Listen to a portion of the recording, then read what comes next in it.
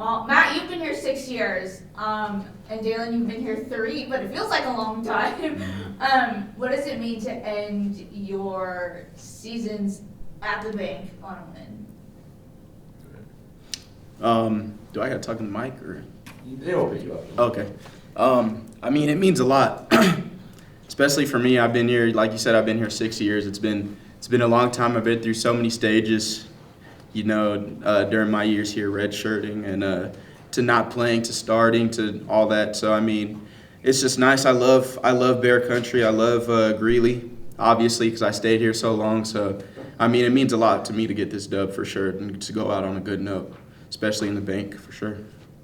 Yeah, same for me. I mean, like you said, it's only been 3 years, but it feels like I've been here my whole career, really. But I mean, it just means a lot, like all the support we had since we've been here and since I've been here has been like, it's been a lot of support, a lot of love. Like, appreciate just everybody for, accepting me and just being behind us.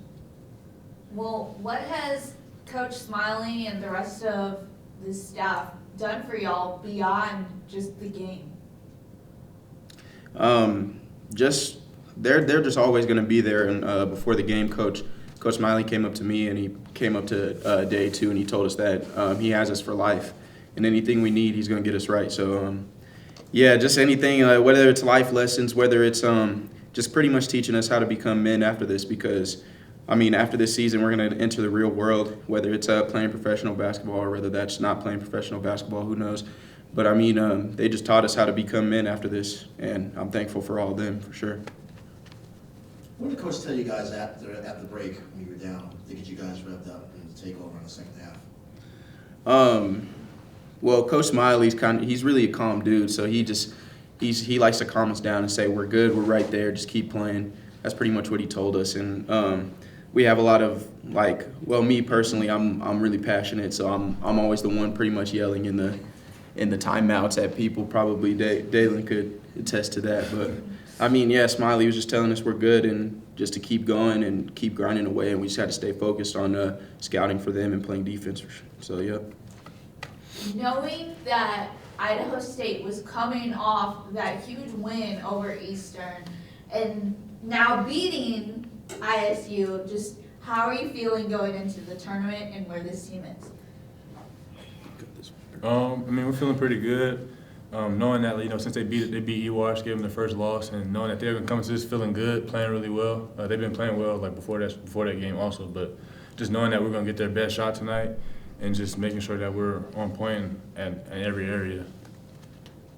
When you look at a lot of the close losses that you guys have had in these conference games, does that help with the confidence going in, knowing we're going to have to win 4 games, but just knowing that you've been within 4 or 6 points of a lot of the conference leaders, does that build your confidence knowing that? Yeah, for sure. And I mean, definitely with the teams in this league, it's really close. And a lot of those games, I think we beat ourselves. I don't think there's not a lot of games where really teams really beat us. We really just beat ourselves, whether it's making mistakes on the defensive end or maybe just not shooting the ball well. I just think teams we've really just beaten ourselves in a lot of these games, and it just makes us confident to know that we can pretty much play with anybody. And I really strongly think that we can beat anybody in this league. It doesn't matter what seeding it is, whether we're 7 or 10 after this. It doesn't matter. I'm confident going in that we can beat anybody. Well, Dalton said on Saturday that he felt like the start and the energy at the beginning of that game was really determined the outcome. It looked like y'all came out with much more energy today. How much of that was, not wanting to repeat Saturday, and how much was just motivation for a win on senior night? Honestly, I mean, it's a little bit of both.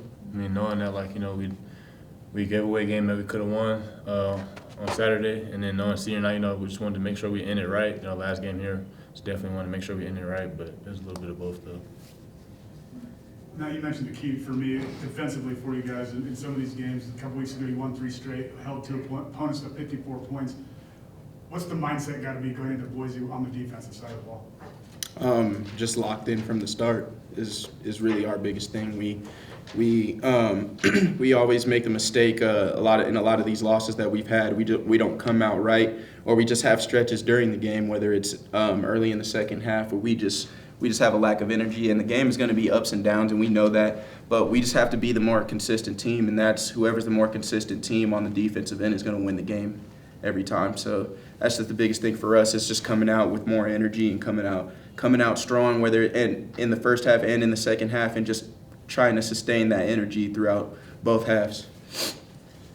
Yeah, obviously, getting a win, getting a chance with 35 seconds left to have guys like Matt and Dalen get that standing ovation, that's really cool for them. They will remember that the rest of their lives. To do that against a good team. These guys just beat Eastern Washington fairly handily, I thought. In Eastern Washington, we all know how good they are. And I think these guys have been playing really, really good basketball. So I think we beat a good team. We're up 6 late in the first half. They go on that 7-0 run. Demoralizing. We're down 1 at halftime. We even have the steal on the baseline of bounds. It goes right through our hands. They get it, they hit a floater. And it's funny, the deja vu at their place. They hit the Christian Leitner, full court, ball bounced through a bunch of our hands. Jay Nagel grabbed it at the free throw line and made an 18-foot miracle shot at halftime. But it was a huge momentum changer. And so the same thing happened tonight. And what I'll say with our guys is that great start to the second half. And just a great start to get us that lead back. Got, I think, probably 5 or 6 stops in a row to start the second half. And then we were able to kind of separate it out. But no, that was a well-earned win, by our team against a very, very capable opponent. So we're happy. You've had Matt for 6 years in this program, and then obviously Dalen for 3. When you look at the future of UNC, what have they done to lay the foundation? Yeah, no, they've been a huge part. Obviously, the foundation's always getting laid, right? And this going back to the era of the guys that I really know. Obviously, like way back when, Higgins and those guys, but more in the era that I know, the Beitzel's and Kingmans and Terry Anderson and Will Figures, and you go on and on, Montgomery, right? You just keep building and building. But for what we've been able to do here, starting when I came with Coach Linder, I've been here 7 years, Matt's been here 6 years. And so even the year he wasn't here was the year that I recruited him. So in some weird way, I've been connected to Matt my entire time that I've been in Greeley. And so I think they've done a great job. And I pulled both those guys aside in private before the game today, like after a little shoot around. And I just told them, I said, look, regardless of how this season's going, it's like what you guys have done and your body of work, and two, like your loyalty. Your loyalty to stay in an era where it's not as cool to stay. I was telling the people before, Dalen, after his season last year, he probably could have hopped on the old open market and made at least $100,000, maybe $200,000 in NIL money. And he stayed loyal. And, Matt as well. Matt had professional opportunities, but wanted to come back, get his master's. And it was he never flinched like, well, I might do that somewhere else. He wanted to be a Bear. And so just the loyalty that those guys have had, and they're not perfect, like none of us are perfect, but they set such a standard of being an everyday guy, and they're really good human beings. And those are the type of people I want to be around at the end of the day. And so that's probably the biggest thing is that, it's fun to coach kids like that. And they've made our job really fun. Well, speaking of Dalen, what does it mean to you that, a guy with his kind of talent really trusted you to come here after being at CU to finish his college career? Yeah. Well, I think, again, it was kind of probably somewhat of a moment of faith for him in the sense that was COVID recruiting. So that was Zooms and phone calls, but that wasn't anything live or in person. But I think the relationship that I built with him back to when I was recruiting him before he went to CU, before he got kind of above our threshold, he knew me and trusted me. And I think, too, probably the guys that were on the team at that time, including Matt, Bodie Hume, he knew those guys. And so I think they probably could have, said, hey, listen, for whatever they said, but they probably enjoyed here, and not just the basketball, but kids like going to school here. And so I think that's a big thing, too. So for him to come to our place, he had, supposed bigger schools and conferences that wanted him. But, he took a leap of faith, and he was able to allow us to give him some real truth telling of, hey, this is cool, you're coming from the Pac-12 to here, but you got to get better. And he wanted to hear that. Sometimes guys drop in perceived level, and they think they know it all or they're better than the level. That's never been Dalen. Day one, he was here ready to learn, and that's why I think he's gotten better and better. Coach, just by every stat on the stat sheet again in your favor, 55% shooting, The paint, 50-36, I mean, overall, you say an efficient game offensively and defensively? Yeah. Well, I think defensively first, I looked at the stat sheet at halftime, 53% for them. I was like, come on. But 35 in the second half. So I thought we really toned it down in the second half. And then I think offensively at halftime, we had 1 turnover. So that's a big thing. We had 1 turnover in the first half. And so we did a great job in that area, just getting shots on goal. And so, yeah, the overall stat sheet was really solid. A bunch of guys, performed, produced, just the whole thing. And I thought everyone that checked into that game gave us something. So when we're good and when we're winning, you're not going to have a perfect game, but the 8 to 9 guys that play, they've got to be able to give us something. And tonight they certainly did. Coach, you look at the way Theo started that game. Yeah. Guys, because he not only just the points in the paint, but Idaho State made it real apparent they Oh, wanted yeah. to go through Braden Parker Yep. early. We saw him a couple years ago have some big games, but just his start to give you guys the energy to get you juiced up going. 2 years ago, Braden Parker was the player of the week after playing us in back-to-back games in the COVID year. And it was like 25 and 25. Like he just crushed us. And when you play those guys, you have to make a decision. Are you going to double him?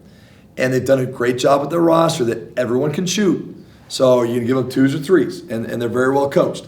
And with Theo, we have the ability to go one-on-one. He got that foul like 10 seconds in the game. I was like, oh, no.